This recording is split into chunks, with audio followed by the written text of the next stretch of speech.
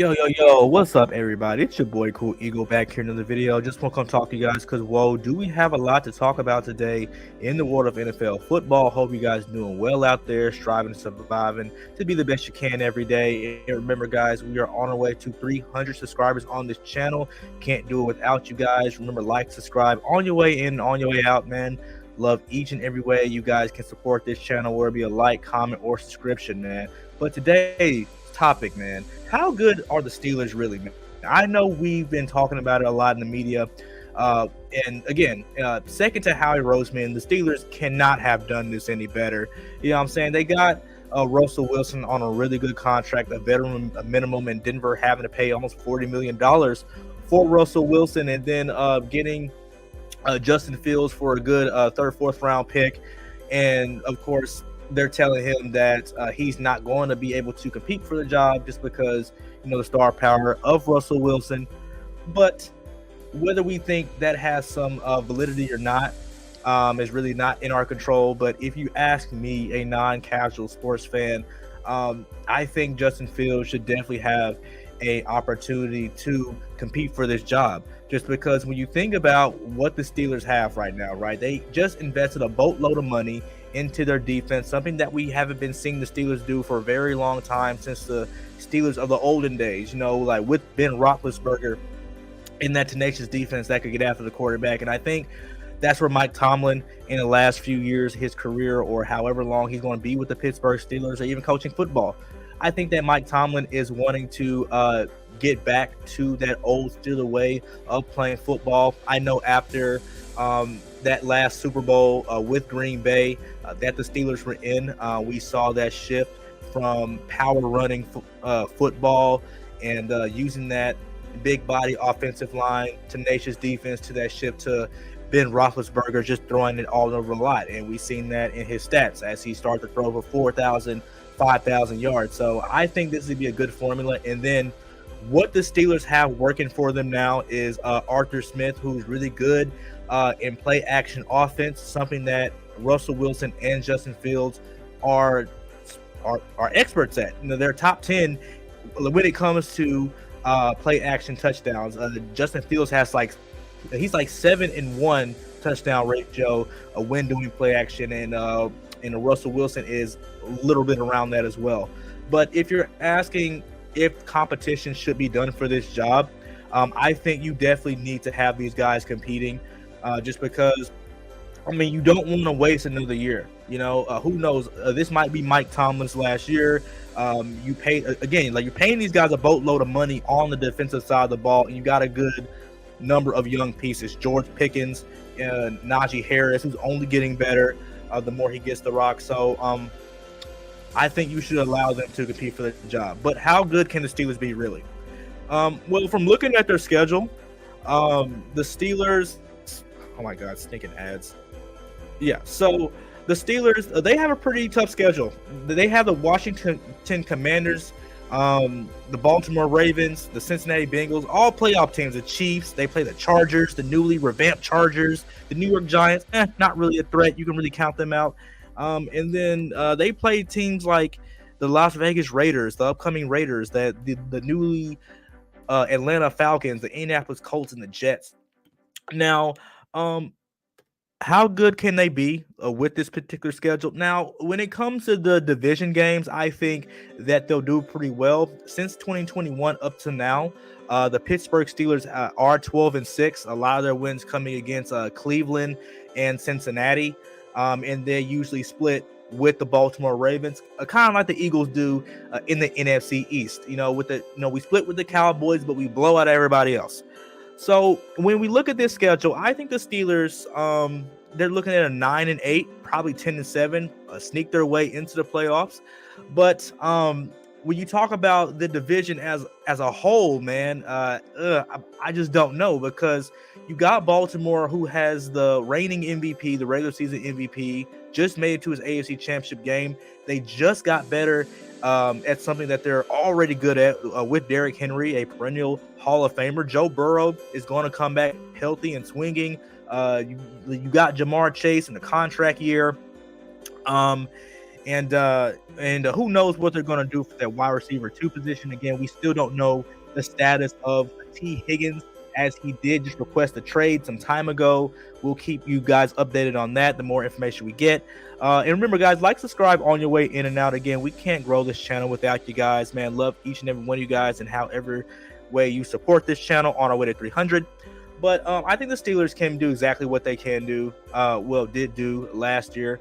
Go 10-7 and sneak in the playoffs, and hopefully they don't meet the Kansas City Chiefs. Hopefully they end up meeting one of their division rivals, who they tend to be really good at since 2021. But again, that's a tough division, so it's kind of hard to say right now, just because, again, the Ravens, I mean, like perennial AFC contenders, Cincinnati coming off healthy and with a vengeance, man. Really good defense. Joe Burrow, we know what he represents. Jamar Chase, all that good stuff. And then Cleveland, man. Deshaun Watson, he's going to be healthy and want to come back with a vengeance, I'm sure, with the money they're paying him. They have a really good team over there. They can still run the ball pretty well, and the defense is still something not to be overlooked. But again, you can't ignore records. The Pittsburgh Steelers are 12-6 against this entire division.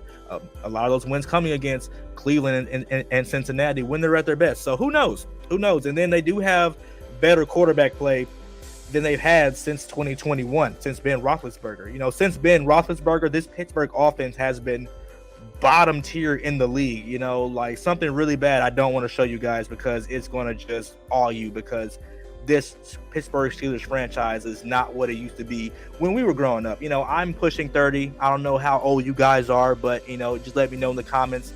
But we all know how the Steelers used to be, and it's not what they are now. But I'm really impressed to see what these guys can do with Russell Wilson and Justin Fields, who, again, I think should be competing for the job. And let me know what you guys think about that in the comments.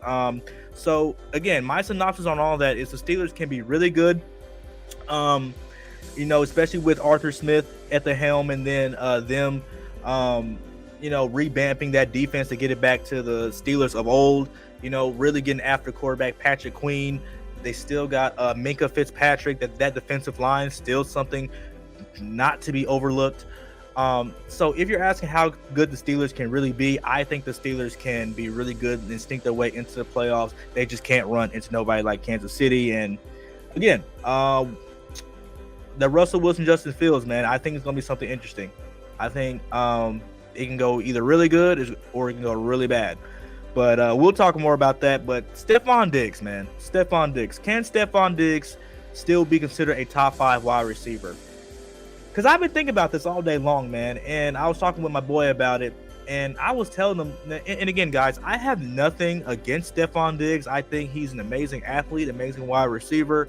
Him and his brother, as athletes tandem, really good. But I can't really call him a top 5 wide receiver in my opinion, just because when you think about like top 5 wide receivers, if you can name 5 guys off the top of your head who are better than the guy they're saying is a top 5 receiver, then he's not a top 5 wide receiver. Now, I think Stefon Diggs is a quality top 10 receiver for sure, but look at the guys that we can name above him. Justin Jefferson. Is he better than Justin Jefferson? Justin Jefferson has been playing with quarterback play that is least of what Stefon Diggs has been getting in Josh Allen, who we call the next Peyton Manning, right? So Justin Jefferson, I think he's better. AJ Brown, back-to-back almost 1,500-yard seasons, went to a Super Bowl, scored a touchdown in the Super Bowl. I mean, like, what more you want to say about AJ Brown? And that's just not me even being casual. The third, Tyreek Hill. Do I even have to go into that? With Tua, a mediocre quarterback at best, and he's still putting up godly numbers, and it just lets you know what he can do with a quarterback like Patrick Mahomes or even Jalen Hurts, Drew Brees, guys that can get the ball to the quarterback. So AJ Brown, Justin Jefferson, Tyreek Hill in no order, obviously. My fourth guy, Davante Adams. Davante Adams is still putting up godly numbers with mediocre to horrible quarterback play. Because look at the guys that he's been being thrown the football to, like Jimmy Garoppolo, who's no longer with the Las Vegas Raiders. Aiden O'Connell, who's going to lose his job if the Raiders do what I think they're going to do and use their top draft pick to get a quarterback. You know what I'm saying? And he's still putting up godly numbers. My fifth guy, Mike Evans. We thought he's going to fall off after after Tom Brady, but when you look at history, Mike Evans has been doing a fantastic job at what he does with quarterbacks like Jameis Winston, Baker Mayfield, and we can name the latter. I mean, I'm saying like old ass Tom Brady.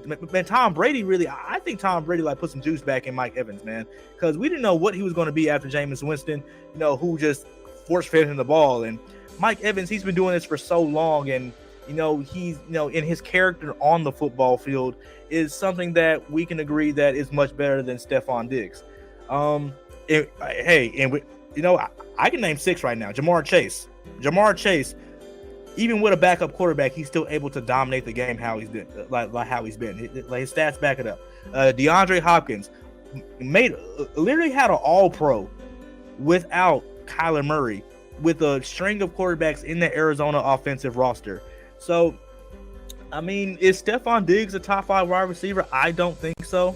But I definitely think he's a top 10 wide receiver, and that's nothing to disrespect him about, just because, again, like when you name the guys that I have named, and again, like let me know your thoughts about that in the comments, man. Seriously, because this is a debateful topic right now, and I'm sure a lot of you guys have your top 5 wide receivers, and just let us know in the comments.